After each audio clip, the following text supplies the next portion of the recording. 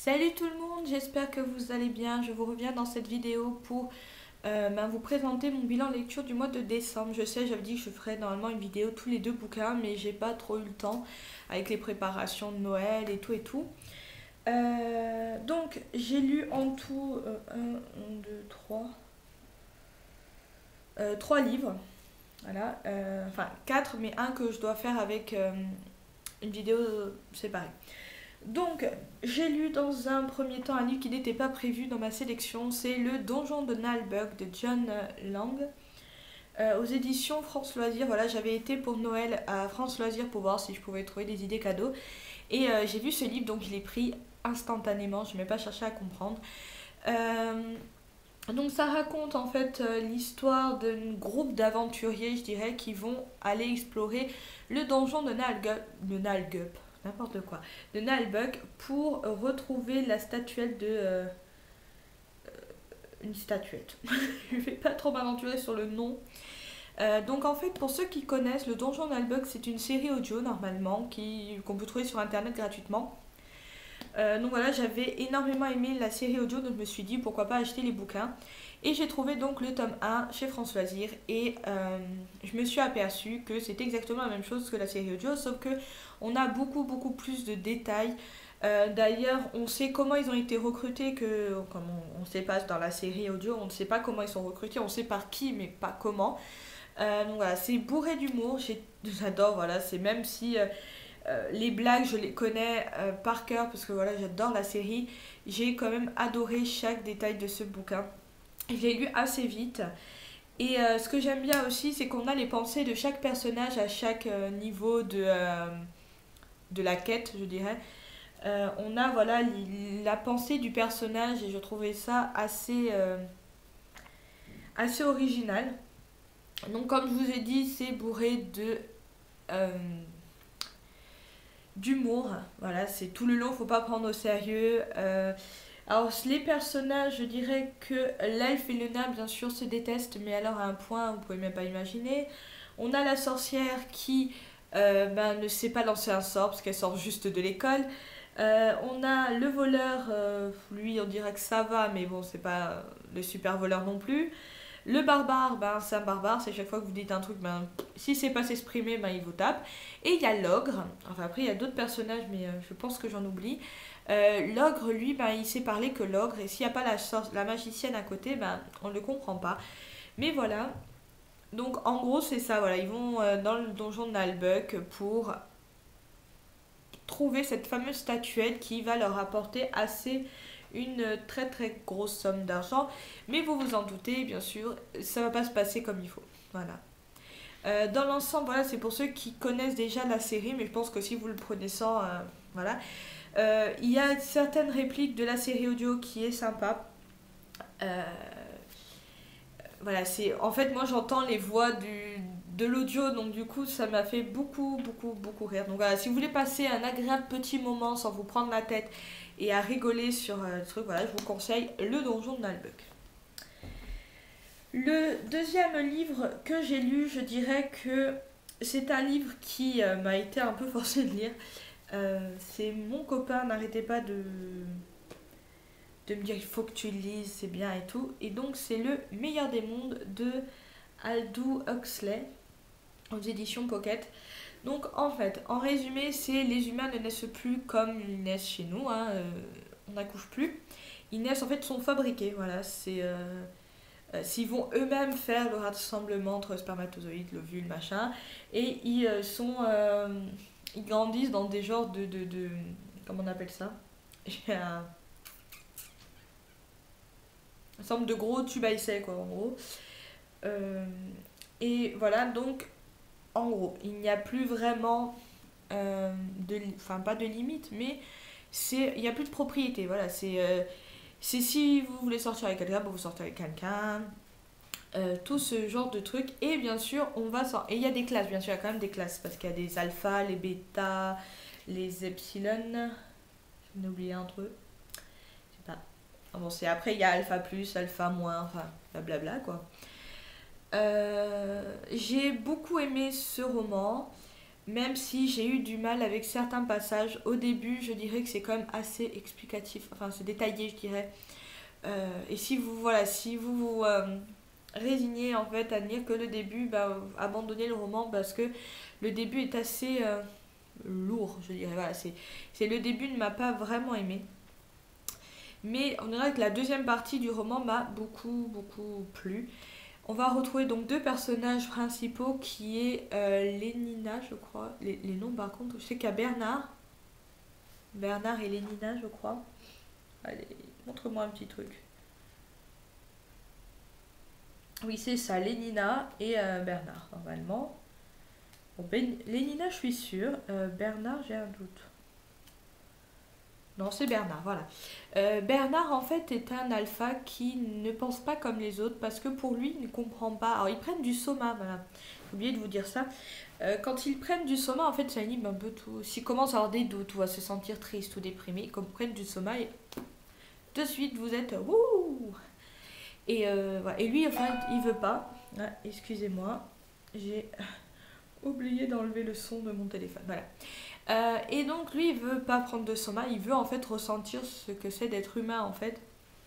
Et ils vont quand même décider de sortir ensemble, enfin en tout cas pendant une soirée. Et ils vont donc aller chez les sauvages. Et en fait on se rend compte très très vite que les sauvages c'est nous. Voilà, nous êtres humains de notre époque de maintenant. On accouche normalement, parce que bah, du coup bah, ils sont pas d'enfants parce que ça n'existe pas chez eux, voilà. Euh, et j'ai trouvé voilà, ce roman très très très très bien. Il a été écrit en 1931, je crois, 1932. 1932, voilà. Il a été écrit en 1932 et il relate très bien des trucs de, enfin, notre société de maintenant où il faut rentrer dans un moule pour être bien ancré dans la société, voilà, faire partie d'un groupe, faire partie d'une classe sociale et pas, voilà. Et dès que du moment que vous ne voulez pas vous intégrer à quelque chose, vous êtes un peu une anomalie, voilà. Et en fait, voilà, je te rends compte, je sais pas s'il a eu des visions ou quoi, mais on a l'impression que, voilà, il s'est rendu compte de qu'est-ce que la société allait devenir, pardon. Voilà, et je trouve que c'est une vision de notre monde très très bien expliquée. Mais comme je vous ai dit, voilà, il ne faut pas se bloquer à la première partie parce qu'alors là, abandonner de suite. Il n'est pas très long, hein, vous le lisez vite. Mais voilà, donc je vous le conseille énormément. C'est une vision de notre monde qui est très réelle. Donc voilà, je vous recommande. Et le troisième, en fait, c'est pas un roman, c'est une BD. Donc, vous voyez là, hop, là, une. Donc, en gros, c'est demain l'être. En fait, ça s'appelle le HSE. Le HSE, c'est quoi déjà? Je sais plus. Human ou un truc comme ça, l'humain. Bon, je sais plus. Et en fait, le titre, c'est demain l'être humain sera coté en bourse. Et en fait, c'est voilà, ça explique exactement ceci. C'est en fait l'être humain est coté en bourse, c'est-à-dire que vous pouvez acheter des parts de l'être humain. Et on se rend compte que du moment que vous êtes coté en bourse, vous n'avez plus de vie. Parce qu'en fait, il faut faire ce que vous dit votre supérieur. Voilà, en gros, c'est ça. Donc, on va retrouver le personnage de. Je ne sais plus comment il s'appelle. Je crois qu'il s'appelle John. Je sais qu'il a sa petite amie, c'est Rachel. Je m'en suis souvenu parce que elle s'appelle comme moi.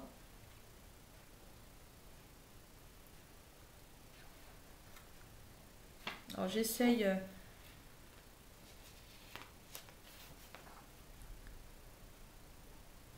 Je sais pas, mais en tout cas, je vous montre un petit peu les dessins, si vous voulez voir.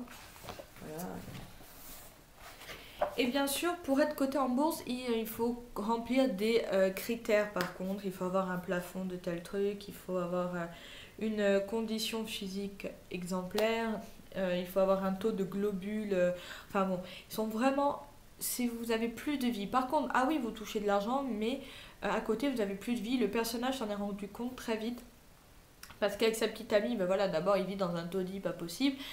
Après, il va dans une maison un peu plus grande, un peu plus spacieuse. Sauf que s'il veut continuer à recevoir les sommes d'argent qu'il a, ben, il faut qu'il fasse certains sacrifices. Comme par exemple, voilà, la petite copine est enceinte, ben, il demande d'avorter. Et en gros, il lui donne pas le choix. C'est toi, tu fais ça, ben, soit tu coules, quoi. Et voilà. Et toutes les autres actions à côté, cool, il n'y a que l'être humain que vous pouvez vraiment juger en bourse. Enfin, je sais pas si on dit juger, mais voilà. Et c'est quand même une BD qui m'a énormément plu parce qu'en fait, on se rend compte, je sais pas pourquoi, mais j'ai lu que des livres qui reflètent un petit peu la personnalité du monde d'aujourd'hui, où on est obligé d'être dans un moule, euh, ou dans un. Voilà, c'est dans une étiquette, voilà, c'est. Ou une classe sociale, voilà, c'est genre, si t'es médecin, tu peux pas parler au monsieur qui. Enfin, j'exagère en disant ça, mais c'est à peu près ça, c'est vraiment, il y a. Et puis, les trucs qui passent à la télé en ce moment, on peut pas dire que c'est très très très évolué. Mais voilà, je trouve que c'est. Enfin, les deux bouquins, que ce soit Le meilleur des mondes ou HSE, parce que je sais plus ce que ça veut dire. Voilà, ils reflètent exactement la société d'aujourd'hui, donc je vous conseille de les lire. La BD, voilà, ça se lit très très vite. Il y a un tome 3 qui est sorti, je crois. Je sais pas s'il est sorti ou voilà, s'il va sortir. Mais voilà, donc ça reflète énormément la vie d'aujourd'hui et je trouve ça un petit peu malheureux quand même. Donc voilà pour les bouquins que je vous conseille de lire en ce moment. Et donc, je suis actuellement en train de lire Cinder, ou Cinder, je sais pas comment ça se prononce en fait, de Marissa Meyer, donc aux éditions Pocket Jeunesse. Bon, je le finis genre ce soir, hein. On va pas. Et en fait, j'essaye surtout de le finir ce soir parce que demain, donc pour le 31, pour de chez nous. Bon, je sais que la vidéo va arriver sûrement bien après, hein, parce que là j'en ai posté une, donc elle va arriver beaucoup plus tard. Euh, mais voilà, je compte le finir ce soir. Et dans l'ensemble, je l'ai trouvé assez sympa. Le côté Cendrillon cyborg avec le prince qui est amoureux, mais qui l'invite quand même au bal. Voilà, donc c'est lui qui l'invite personnellement. Donc j'ai trouvé ça super sympa. J'ai déjà le 2, donc je pense le lire assez vite. Enfin, si ça tombe dans ma boîte magique. Et donc voilà. Bon, je vous en parle pas. En gros, je dis juste que j'aime bien, mais je vous ferai une chronique spéciale pour la prochaine vidéo. Donc voilà, c'est tout. Voilà. Dans l'ensemble, j'ai eu quand même de très très bonnes lectures que j'ai beaucoup aimées. Il y a aussi eu La Chica Zombie, mais bon, ça je vous en ai parlé dans une autre vidéo. Et L'Oiseleur que je vais présenter aussi dans une autre vidéo. Donc maintenant, ça va être au tour de ma petite boîte magique. Donc là, il y a tous les livres que je dois lire. Parce que j'essaie de plus trop en acheter. Donc je vais en tirer deux. Et ben, ou un seul. Un seul parce que du coup la prochaine vidéo sera par deux. Un seul. Donc.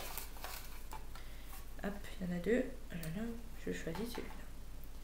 Donc ma prochaine lecture après Cinder, c'est Substance morte de Philippe K. Dick.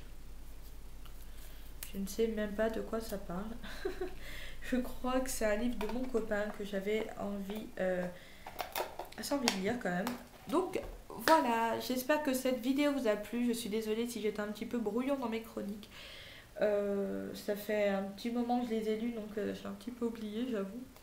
Mais en tout cas, voilà, j'étais vraiment aimée. Donc je vous fais de gros bisous et je vous souhaite une bonne année quand même parce que je vais le poster sûrement juste après. Donc voilà, je vous fais de gros bisous et je vous dis à bientôt. Ciao ciao.